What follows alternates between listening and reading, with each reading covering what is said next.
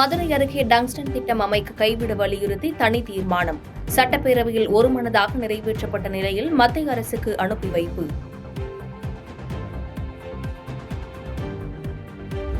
Tungsten சுரங்க விவகாரத்தில் மதுரை மக்களுக்கு அதிமுக செய்த துரோகத்துக்கு நாடாளுமன்ற ஆவணங்களே சாட்சி. பூசணிக்காயை கட்டு சோற்றில் மறைக்கவே முடியாது என விமர்சித்து முதலமைச்சர் மு க ஸ்டாலின் பதிவு.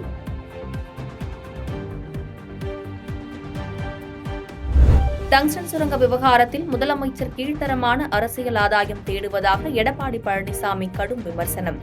கனிமவள சட்டத்திருத்தம் கொண்டு வந்தபோது திமுக எம்பிக்கள் எந்த எதிர்ப்பும் தெரிவிக்கவில்லை என குற்றச்சாட்டு.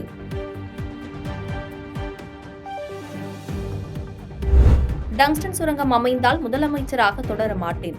சட்டப்பேரவையில் நடந்த விவாதத்தின் போது முதலமைச்சர் மு க ஸ்டாலின் ஆவேசம். எதிர்க்கட்சித் தலைவர் அவரை பொறுத்த வரைக்கும் அலட்சியப்படுத்திவிட்டு ஏன் காலதாமதம் என்று கேள்வி கேட்டிருக்கிறார். அவர்கள் பார்வையில் அது அப்படியே இருக்கலாம், அலட்சியமாக கூட இருக்கலாம், அல்லது நாங்கள் தவறிவிட்டோம் என்று கூட இருக்கலாம். ஆனால் எங்களுடைய பார்வையை நாங்கள் அலட்சியப்படுத்தல. அவ்வப்போது நாங்கள் இந்த பிரச்சனை சுட்டி காட்டியிருக்கிறோம், கடிதங்கள் எழுதியிருக்கிறோம்.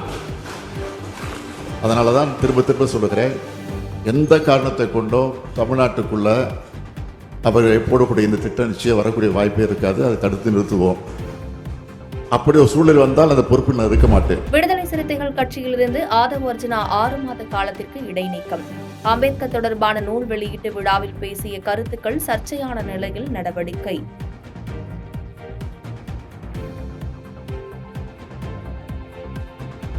ஒடுக்கப்பட்ட மக்களுக்கு அதிகாரம் கிடைக்கக்கூடாது என்பது மன்னர் பரம்பரைக்கான மனநிலை என ஆதவ் அர்ஜுனா மீண்டும் விமர்சனம். கருத்தியல் வெளியாக தோன்றும் தலைவர்களை ஆட்சியாளர்களாக விளங்க முடியுமே தவிர பிறப்பால் அல்ல என்றும் எக்ஸ் வலைதளத்தில் பதிவு.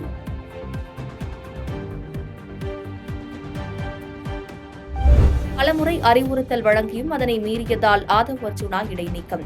திமுக எந்த நெருக்கடியும் கொடுக்கவில்லை என்றும் திருமாவளவன் விளக்கம்.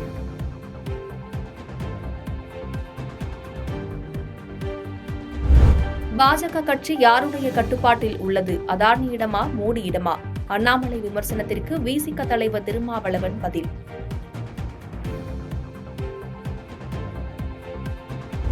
தமிழ்நாட்டில் 5 மாவட்டங்களில் இன்று கனமழைக்கு வாய்ப்பு.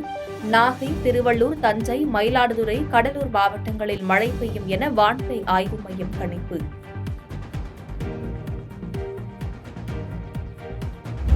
கர்நாடக மாநில முன்னாள் முதலமைச்சர் எஸ்.எம். கிருஷ்ணா காலமானார். உடல்நலக்குறைவால் பாதிக்கப்பட்ட நிலையில் சிகிச்சை பலனின்றி உயிரிழப்பு.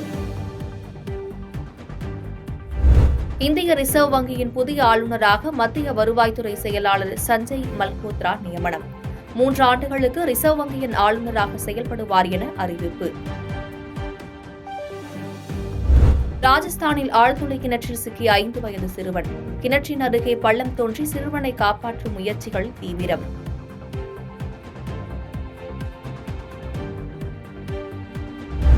மும்பையில் மாநகர மின்சார பேருந்து மோதியதில் சாலையில் நடந்து சென்ற 4 பேர் உயிரிழப்பு, 25 பேர் படுகாயம். பேருந்தில் பிரேக் பழுதானதால் விபத்து ஏற்பட்டதாக தகவல்.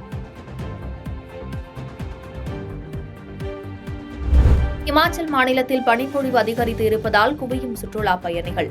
பனிபடர்ந்த சாலையில் படையெடுக்கும் வாகனங்களால் போக்குவரத்து நெரிசல்.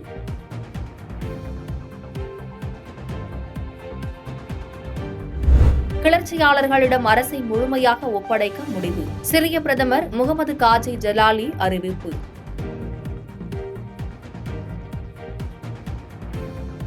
விக்ரமின் வீரதீர சூரன் படத்திற்கான டீசர் வெளியீடு. ஜனவரி மாதம் படம் வெளியாகும் என அறிவிப்பு. பாதகம் செய்பவரை கண்டால் நாம் பயங்கொள்ளலாகாது பாப்பா. மோதி மிதித்து விடு பாப்பா, அவர் முகத்தில் உமிழ்ந்து விடு பாப்பா.